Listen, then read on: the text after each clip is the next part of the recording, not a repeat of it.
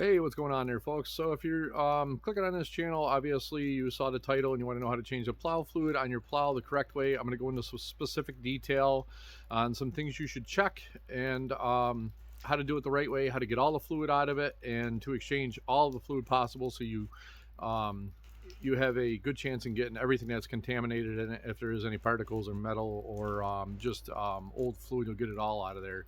So anyway, I'm not going to babble on here. If you're new to my channel, consider subscribing, and you can give it a thumbs up if you'd like. You can also leave a comment, let me know how you did it. And again, if you subscribe to my channel and there's something of content that I see on your channel, I may subscribe to you too, and it kind of goes in a revolving circle. Well, I'm not into the YouTube partnership program and I don't make any money off this. I'm just doing this, well, for one, it's a gorgeous day out here in March, and for two, just to help somebody else out. And again, I'm going to show them the right way and how I learned. And this was actually from a guy that worked at a Fisher plow dealer. So anyway, I'll get spun around and we'll get to the point here. All right, so here's the plow. It doesn't really matter. I mean, it's a small plow. It is a Fisher homesteader, but it's not going to matter. They're all going to have the same container, tub, whatever you want to call it, with fluid here. Well, I already drained the fluid out of mine. I'm just going to show you.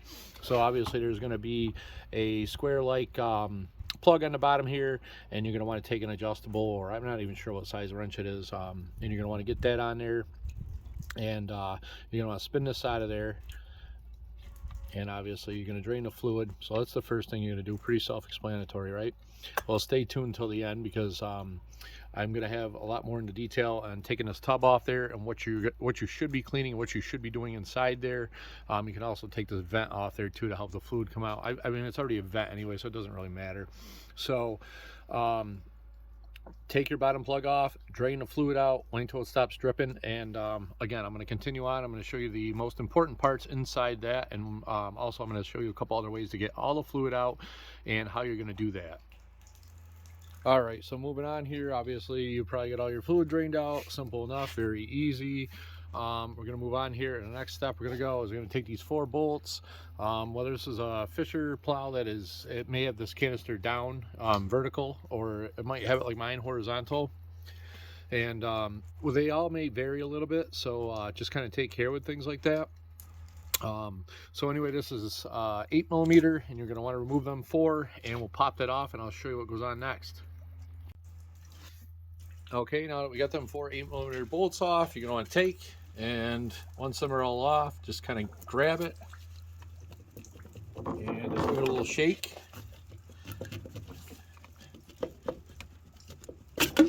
And it does take a little bit of force to get it off there.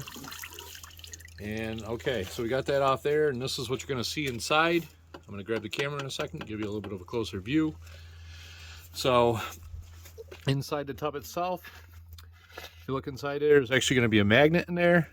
So obviously you can check the condition of your plow and how everything's working. If there's a real lot of metal in there, it's just like a transmission. There's a pump and there's a valve body, so you probably got some issues if there's metal in there. Hopefully you caught it before that time. And you're going to want to take the magnet out of there. You're going to clean this and clean any light debris or anything out of it. Then moving on here, set this down, and you're going to want to take, see if I can grab this here and show you. So inside here, you'll find a strainer with a screen on it, and that's the important, well, part of the important part. So obviously you want to inspect that, make sure there's no metal or debris or anything in that. I actually just recently replaced mine.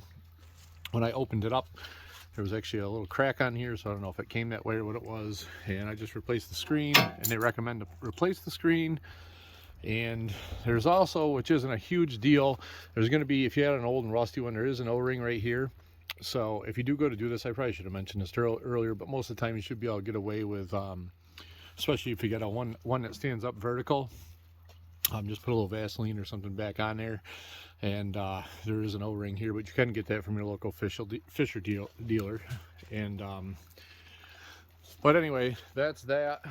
And you're probably watching and say, well, that's the important part, but no, stay tuned, I got more to it.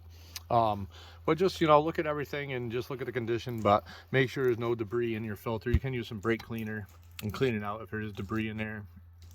And again, like I said, get the stuff off the magnet, and we'll move on from here, and I'll show you what else is important. All right, moving on to the next important part here. And of course, you know, just like anything, even if you don't do a full fluid flush on a transmission in a car, if you just drain the pan, you only get so many out. Well, this is going to help you get most of it out, where it may not get everything out of there. It's definitely going to help you out to get most of it out of there. Maybe I'm being a little picky. Some people might click on this and say, I'm just going to drop the fluid and see what it looks like and put new fluid in there and let it mix with the old stuff. But to each their own. Everybody's got their own opinion on things and how they do things.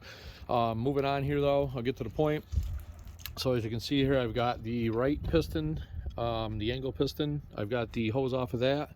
And I've also got the left angle piston. I've got the hose off of that. Take care, and I got to overemphasize. So if you're going to do this, make sure you're not going to take the hose off to the plow, the up and down piston. If the plow is up in the air, it will drop and could crush your feet or something like that. So I overemphasize. Take care. Make sure you're getting the right hose off there. I will move on to that part next and show you how it's going to work. It's going to vary on every plow. Some do have solenoids in there, or all of them have solenoids in there. It's going to stop the fluid from dropping. So just make sure either have a jack stand or something under the plow if you're going to do that. So what you're going to want to do anyways, like I said, take both of them, the left and the right angle piston hoses off there, and you're going to want to get them into a bucket or something here like I got, and then you're just going to take, and while this is a small plow, it's real easy. You're just going to take and you just lightly push the plow, and it's actually going to push all the oil or the hydraulic fluid right out of the pistons. And I'm trying to do this and hold the camera, so but you kind of get the point there. And you're going to angle it left, right, and it's going to push all the fluid out of them pistons, or at least 80% of it. So that's that, and we'll move on to the next part and we'll go from there. Okay, moving on here first, and the first thing you're going to want to do is you're going to want to get a floor jack, especially if you got a, well, either way, heavy plow, light plow. This one's still 200 pounds going down on your foot. You're going to want to use a floor jack, and I'm going to note a few things here, and I'm going to also say I don't want to be responsible of somebody getting hurt or anything like this, so do it at your own risk. If you think there's another way to do it out there, or you want to go consult your Fisher dealer or boss, or you know, any plow dealer. This is kind of my own way of doing things here. So, well, you know, somebody had actually specifically told me how to get all the line pressure out and all that stuff. I don't know how accurate it is. So just, you know, again, just do it at your own risk and put a jack underneath the plow, and you're going to want to take off the up and down hoses, and the plow is actually going to drop. So you can obviously maneuver that with the floor jack, and so you don't want it to just drop down on your foot. So moving on here, this is what I'm going to do. And wear some safety glasses. Take care. It's not a bulldozer. There's not real high pressure in these things. Some of the heavy plows though, you know, if you got a plow that weighs 600 pounds and 600 pounds of pressure, it may be even more than that increased with hydraulic pressure. Just take care and do it at your own risk. So here we go. So I've got the up and down hose right here. I don't know how good you can actually see it. Actually, let me see if I can zoom in a little bit.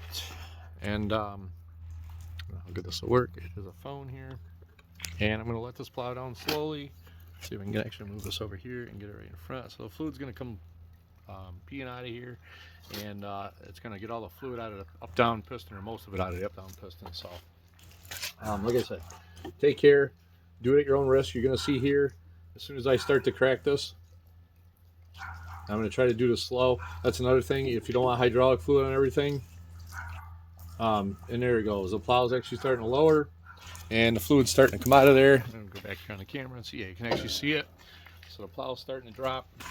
Get the bucket underneath there. A little bit of noise there. So that's going to get all your fluid out of your up-down piston. Again, I can't overemphasize, do it at your own risk.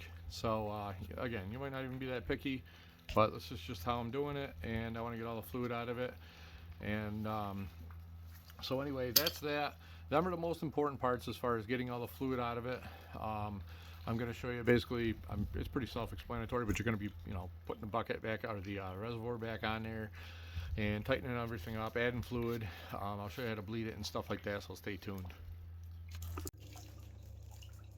All right there, folks, so moving on here, obviously hopefully your plow is safe on the ground and you get all the fluid out of everything, and you have, by this point, I hope you have oh, obviously I'm going to tell you anyway, but you can go ahead and tighten all your hydraulic lines and make sure them are secure. I don't know the exact torque spec. I just kind of tighten mine up as by feel. I've been a mechanic for years, so I kind of got a good feel of how things should be tight.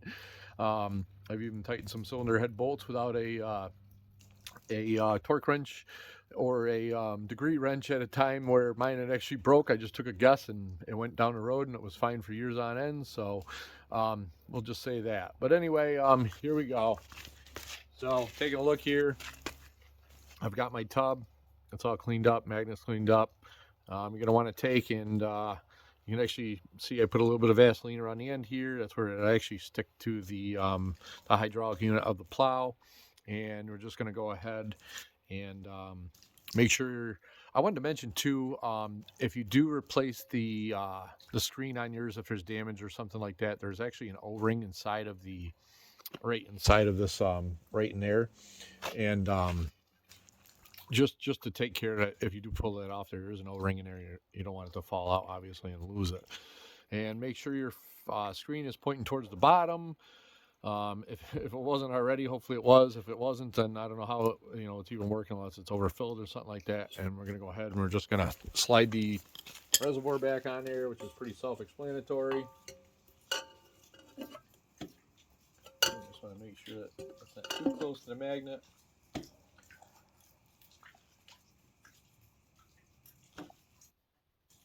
So hopefully that O-ring didn't fold. I guess I'll find out when I fill it up. So we'll slide it on there.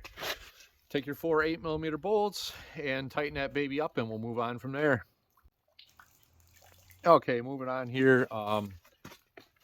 Obviously, to your own discrepancy, you can use whatever you want as far as fluid. I chose the Fisher hydraulic fluid. I had a bottle downstairs from previous things that I've done.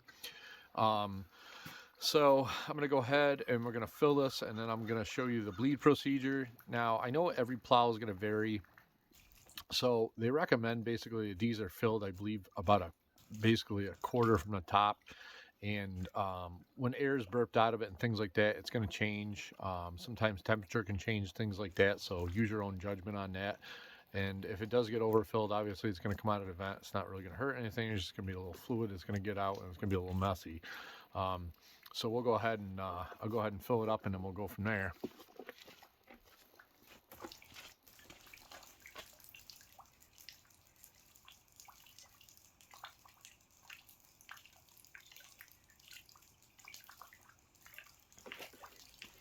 Okay, so I've got some starting to go down the funnel. I'm going to go ahead and top it off, and probably more on the close to full side as far as bleeding it, because especially if you did all the other procedures with the getting all the hydraulic fluid out of the rams and hydraulic pistons and things like that and the hoses, it's going to need a lot more than just a typical drain and fill. Basically then, if you're just going to drain and fill, you can just basically drain it, fill it, and go side to side, up and down with the plow a few times, and then just recheck your fluid. But we'll move on here.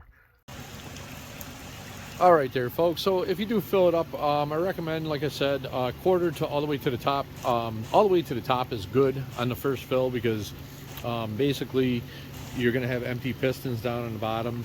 So fill it all the way to the top. I did also want to mention, I did see there is a sticker on these Fisher plows that says change fluid annually. Obviously the manufacturer actually recommends that.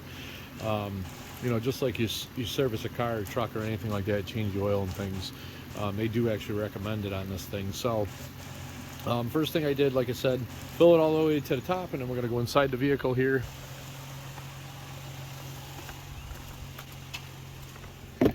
Bear with me, I got a tripod stuck to this, so I'm going to try to, it's going to be on a little bit of an angle here. Obviously turn your controller on, and you're going to want to go up and down. So let's see if I can film it. So you're going to want to go up and down, obviously. So if it starts making a funny noise or you get a little bit of a whine out of it, you're going to want to go back out there, and depending on the size of your piston and things, you're going to want to go out there, check your fluid, and re-top it off. But you first want to go up and down with it. And well, other videos and other plows and other things may vary. Up and down, obviously you want to do that. Then you can obviously get the plow off the ground and go side to side. So it'd make no sense to go side to side and try to drag the plow across the driveway. So up and down, check the fluid. You're definitely gonna have to add some fluid where I already did that on mine. So up and down, add some fluid. Obviously you're gonna wanna go side to side. You're gonna be able to tell there's air in it just by there's gonna actually be a delay. And you're gonna go side to side. And I can't tell you how many times. Basically you wanna do it as many times as it starts working the way it did before, or you know, the feedback on it's aggressive, where, you know, left is real quick left and right's real quick right. So do that, and again, check the fluid and back and forth. And that's all I basically have to say about the bleeding part, and then just double checking the fluid and making sure that it's working right. I do want to say I did do one little upgrade to this. If you do actually have a Fisher homesteader, actually I'm going to swing the plow to show you what I did. So I discovered that the pin in this plow had actually worn out. It was rusty and it was actually seized inside the framework on there. So what I did, and it's gonna be a little hard to do this because I got the tripod, I actually put a grease fitting in there and made it greasable with the new pin. And I was plowing quite a bit of driveways with this thing, so that could have led up to, you know, the pin actually going bad and everything, and being seized in there. I'm not gonna have that problem anymore. I did also, I put a new cutting edge on this. I ruined about $70 worth of drill bits drilling through this new cutting edge. I didn't do that with the old one. I don't know if this thing's made out of hardened steel or what it is. Go ahead and comment and let me know what you think. But if you do in my previous video, you go watch it, or how to upgrade a Fisher plow.